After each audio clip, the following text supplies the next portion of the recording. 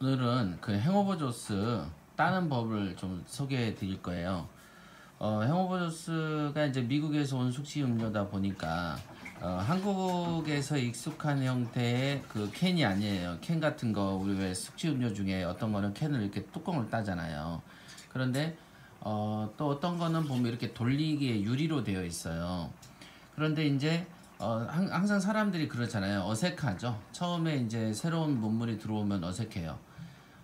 그래서 그 어색함을 극복하는 어떤 뭐가 필요한데, 특히 이제 이 미국에서 온 숙취음료 행오버 조스 같은 경우에는 뚜껑을 따는 것을 굉장히 힘들어하는 경우들이 되게 많이 있어요. 여기 보면은 되게 작죠. 제 손에 이렇게 쏙 들어오는데, 그러니까 사실 그 숙취음료 자체를 한국이나 일본처럼 유리병에 담거나 또는 캔, 알루미늄 깡통에 이렇게 담는 형태, 알루미늄 캔 같은 경우는 일본에서 유행을 하죠. 일본에서. 그러나 이제 그 일본에 있는 그 우콘 드링크를 싸고 있는 알루미늄 캔을 만드는 기술이 한국에 없답니다. 그래서 그 레디큐 같은 경우가 그 일본에서 그 알루미늄을 제조하는 깡통 업체에게 그거를 수입한다라고 저도 어디서 들은 것 같아요. 그러나 이제 미국에서는 미국 사람들의 덩치가 한국 사람들의 거의 뭐 한 배 반 정도 되지만은 음료는 또 이렇게 그 진짜 이렇게 조그만한 거에서 먹어요. 그 이유가 뭘까요?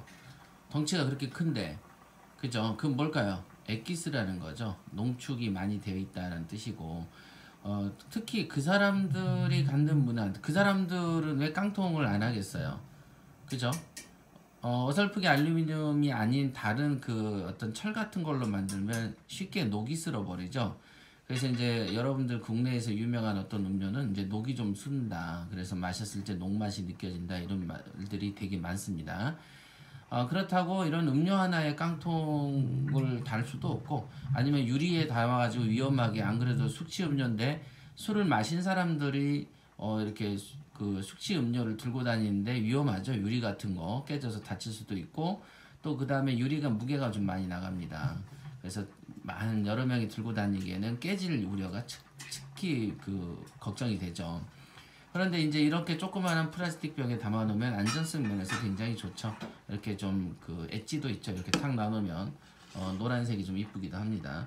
자, 그래서 요거를 까는 방법을 국내에서 처음에 이제 수입되다 보니까 어떻게 까는지를 몰라요. 그래서 여기 보시면, 여기 보면은 숙취해소 음료라고 써져 있는데 이렇게 점점점이 이렇게 있잖아요. 요렇게 이렇게 따는 거를 굉장히 힘들어 합니다.